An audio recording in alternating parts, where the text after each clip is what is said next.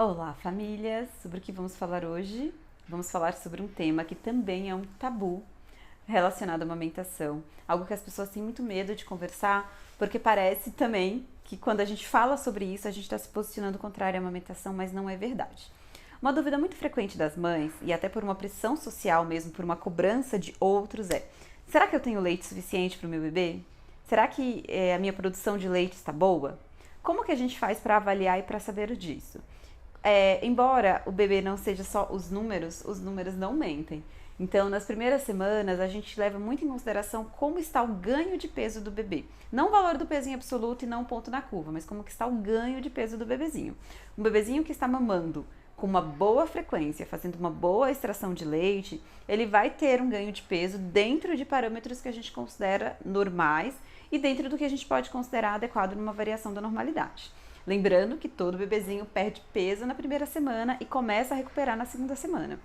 E isso a gente vai acompanhando, então no primeiro mês de vida as consultas são bem frequentes, justamente para a gente conseguir avaliar direitinho esse peso do bebê e saber se ele está ou não ganhando peso dentro do que a gente espera, dentro do que a gente considera adequado. Então esse seria o nosso parâmetro. Segundo parâmetro para saber se a produção de leite da mãe está adequada às necessidades do bebê. O bebezinho está com as eliminações, né, fazendo bastante xixi e tendo evacuações frequentes. O que é bastante xixi? Na segunda semana de vida, a gente espera 6 fraldinhas de xixi por dia. É para contar as fraldinhas? Não necessariamente, gente, mas é para ver. O bebezinho tá fazendo aquelas fraldinhas cheias de xixi. Quando você vai trocar, tem xixi na fralda? Aí a gente sabe que esse bebezinho tá com uma boa diurese. Agora, o bebê passa 6 horas, passa a manhã inteira, a tarde inteira sem fazer xixi. É à noite, esse bebezinho mamou à noite e aí quando tá no despertar da madrugada, a fraldinha não tem nada de xixi. Isso tá estranho, isso não tá normal. Será que esse bebezinho não tá desidratando? E as evacuações? Na verdade, bebezinhos em aleitamento materno, eles podem ficar alguns dias sem fazer cocô, e isso é normal. Mas na primeira semana de vida, a gente espera que haja um reflexo gastrocólico muito intenso. O que significa isso? Quando o bebê suga o peito, o intestino contrai e esse bebezinho vai fazer cocô. E às vezes é um cocô em pequena quantidade, não enche a fraldinha, mas faz. Então o bebezinho está fazendo cocô e o cocô ter feito aquela transição do esverdeado escuro dos primeiros dias para aquele amarelinho dourado é um sinal de que esse bebezinho está mamando, ele está digerindo leite e está produzindo fezes com este leite, que é esse cocô que tem esse aspecto bem douradinho. Outra coisa é a icterícia, né, o amarelinho. Muitos bebês ficam amarelinhos nos primeiros dias de vida pela icterícia fisiológica, a gente pode falar sobre isso depois, mas alguns bebês eles começam a ficar amarelinhos depois da alta e esse amarelinho vai piorando. Se não há incompatibilidade sanguínea, né, entre a mãe e o bebê, quando a gente vê um bebezinho que a icterícia, que o amarelinho está piorando na segunda semana, muitas vezes a gente tem que ficar em alerta porque isso pode ser um sinal de que esse bebê está fazendo uma baixa ingesta, ou seja, ele está mamando menos do que ele precisa. E o choro e a irritabilidade. A gente fala, isso é muito mais difícil de avaliar porque a gente sempre diz que os bebezinhos, eles têm uma necessidade de sucção muito intensa. A sucção é um reflexo primitivo, então esse bebezinho vai precisar sugar muitas vezes. E além disso, quando o bebê está no peito, quando ele está sugando, é uma forma que ele se sente mais seguro e mais acolhido. Então, alguns bebezinhos têm uma necessidade de mamar com frequência mesmo, e isso não significa que essa mãe está com baixa produção. Mas se a gente tem um bebezinho que ele vai pro peito, ele mama, aí a mãe tira do peito, fica com ele no colo, o pai pega no colo, e mesmo assim esse bebê tá irritado, tá choroso, ele precisa voltar pro peito de hora em hora, a gente precisa olhar com atenção isso. Será que esse bebezinho tá só na esterogestação mesmo? Ele só tem um reflexo de sucção muito intenso? Ou será que ele tá irritado de hora em hora porque ele não tá mamando o suficiente? E aí a gente vai somar os outros fatores, não é um fator isolado. Então esse bebezinho que tá muito irritado, muito choroso, que precisa sugar o tempo todo, só se acalma no peito, não tá ganhando peso dentro do esperado, piorou a icterícia, faz pouco xixi, o cocô não tá amarelinho, talvez esse bebê esteja sim fazendo uma baixa ingesta, tá, gente? E aí eu vou fazer o quê? Eu vou dar fórmula para esse bebê? Não, eu vou avaliar essa mulher e entender por que ela não está fazendo ali uma boa produção. Aliás, um outro sinal na mulher de que a produção pode não estar suficiente é ela não passar pelo processo da apojadura, que é o momento que tem a descida do leite que o peito vai encher. Se ela não sentiu que o peito ficou cheio, se ela não sente esse peito encher, talvez também a produção dela não esteja realmente dentro do que a gente esperava. Antes da gente já iniciar o complemento com o uso de fórmula, a gente vai ajudar esta mulher estimulando a produção. Aí tem várias formas, a gente vai pensar na alimentação, na suplementação, na ingesta de alimentos calóricos, no uso de chás e produtos galactogurgos, no uso de medicações que estimulam a produção de leite, nas técnicas de ordenha, na ordenha com bomba elétrica, na correção da pega e sucção do bebê, porque talvez ela não tenha feito uma boa produção ali nos primeiros dias, porque o bebê não está sugando adequadamente. Lembra que eu falei lá no outro vídeo que o bebezinho tem que pressionar a auréola com a língua, tem que abocanhar a região da auréola, tem que ter força de sucção?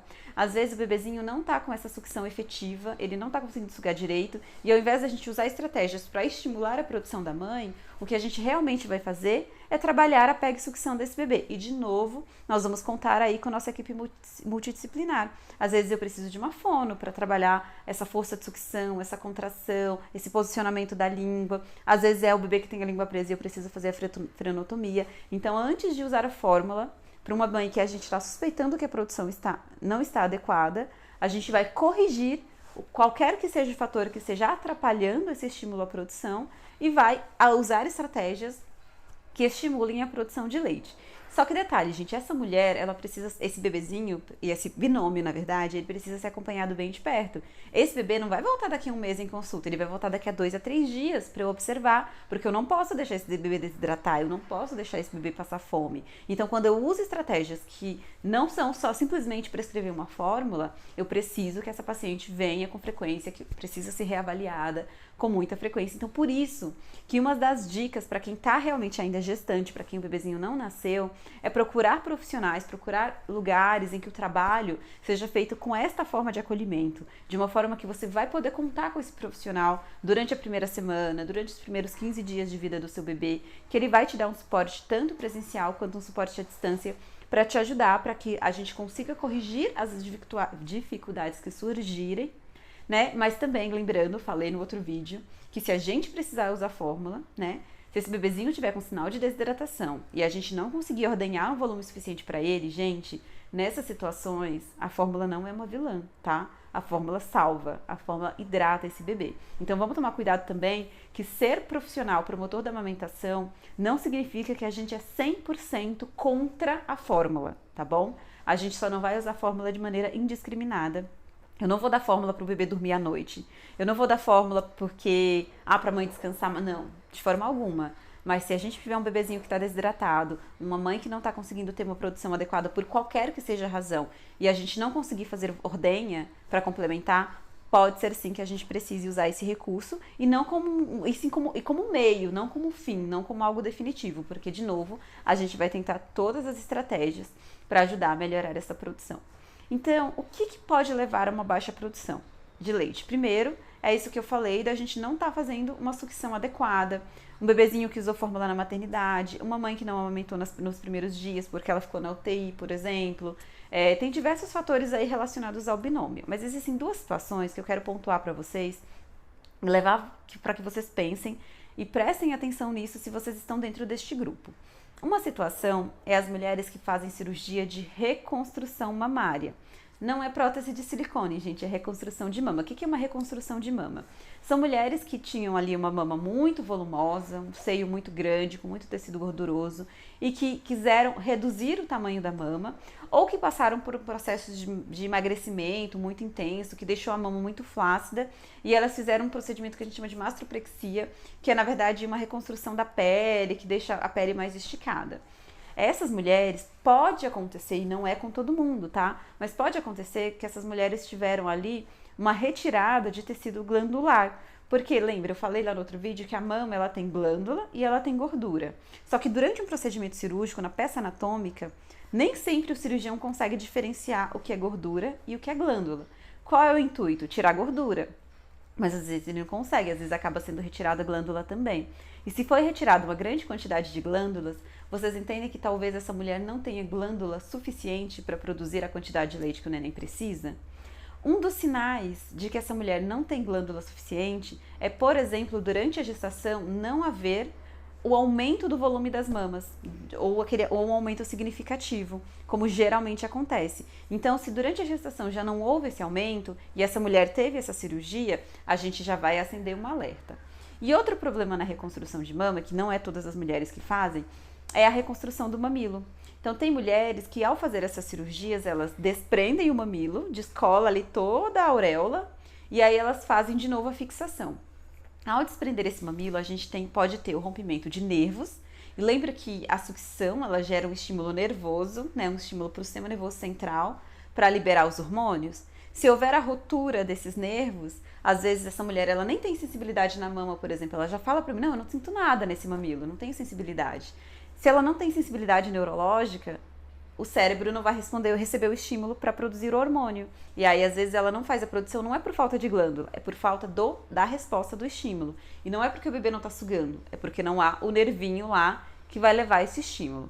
Outro problema que também pode acontecer é o rompimento dos ductos mamários. Então, lembra que eu falei que as glândulas se confluem e vai formando o ductozinho que vai chegar até o mamilo, que é por onde vai sair o leite?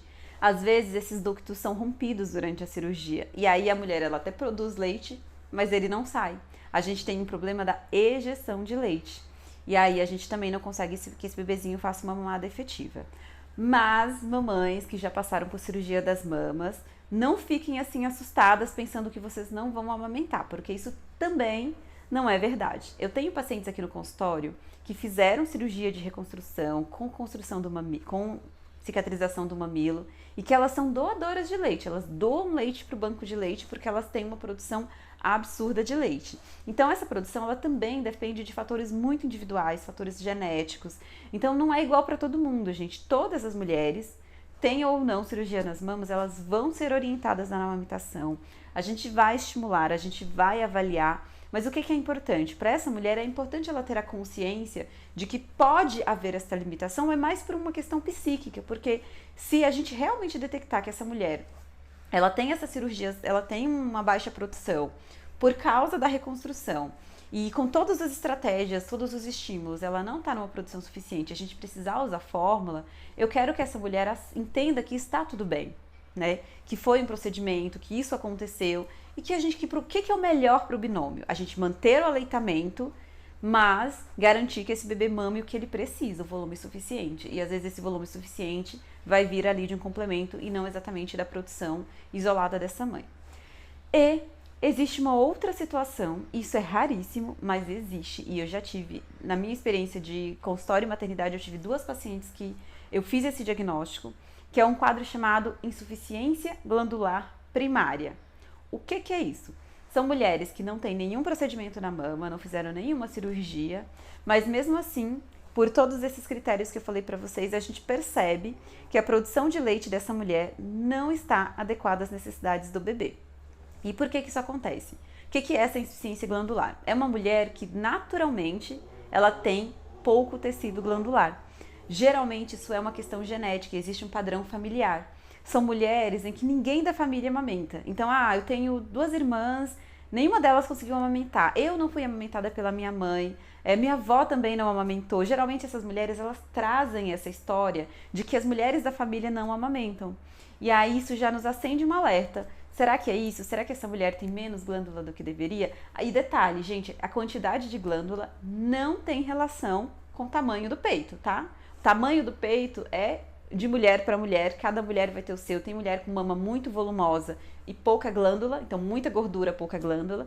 Tem mulher com uma mama super pequenininha, mas com muita glândula e que aumenta muito de volume durante a gestação e ela vai conseguir amamentar. Então, essa insuficiência glandular não tem relação com o tamanho da mama, ela está relacionada com a quantidade de glândula mamária que tem nessa mama, tá? Então, é isso que a gente avalia.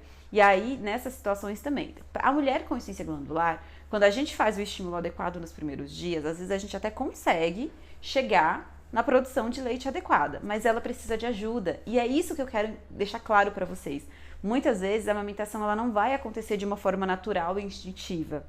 Essa mulher não vai ter apojadura. E aí a gente vai precisar usar recursos terapêuticos para fazer o estímulo adequado, para que essa mulher realmente consiga amamentar. Então essa mulher que tem insuficiência glandular é igual a mulher, igual não, né? Acontece muito parecido com a mulher que fez a reconstrução. Então ela percebe que ela não teve um aumento de volume significativo das mamas durante a gestação, nenhuma mulher da família dela conseguiu amamentar. Quando o bebezinho nasce, passa ali os primeiros dias, ela não faz a pojadura, ela não sente a mama cheia, ela não sente a mama fazer o processo de engurgitamento, ela não sente o reflexo de ejeção de leite, e é um bebezinho que tem, como eu falei, ele é muito irritado, ele precisa ficar no peito toda hora, ele piora da icterícia, ele não ganha peso, ele faz pouco xixi, ele não tem evacuações, ele não consegue dormir. E tudo isso nos leva aí a esse diagnóstico que precisa ser feito por profissionais habilitados, tá? Não tomem isso como uma verdade. Ah, eu não consegui amamentar, será que eu tenho isso? Precisa de um profissional avaliando pra gente chegar nesse diagnóstico, tá bom? Então é sobre isso, e eu quero trazer com muita clareza com vocês e com muita verdade, muita honestidade neste curso, que a amamentação muitas vezes vai precisar de ajuda e que em algumas situações a gente não consegue uma amamentação exclusiva. E que quando a gente não conseguir, é muito importante a gente ter a clareza dos diagnósticos e dos motivos para que essa mulher se liberte da pressão psíquica, da autocobrança de ter que amamentar quando ela, por alguma razão, não consegue.